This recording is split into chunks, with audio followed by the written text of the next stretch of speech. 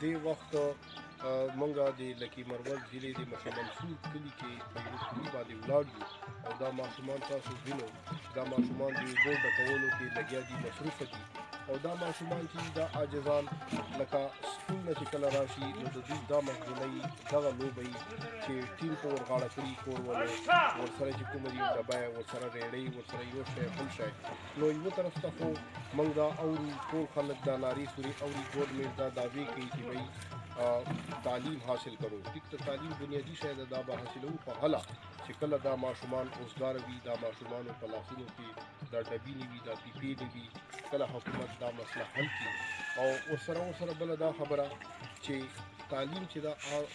د روشنۍ ژوند ده، خو بهرحال هله چې کله ګورنمنټ دې طرف ته دا توجه ورکړي چې د موږ ماشومانو ته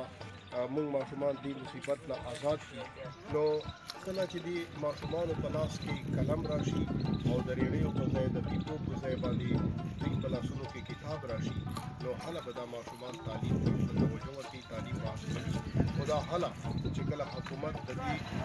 سهولت چې کوم د اوبو قلت ته تکلیف ته چې دې بندوبست وکړي او دا حکومت ته ریکویسټ ده، ډسټرکټ حکومت ته او صوبایي حکومت ته چې دا مسله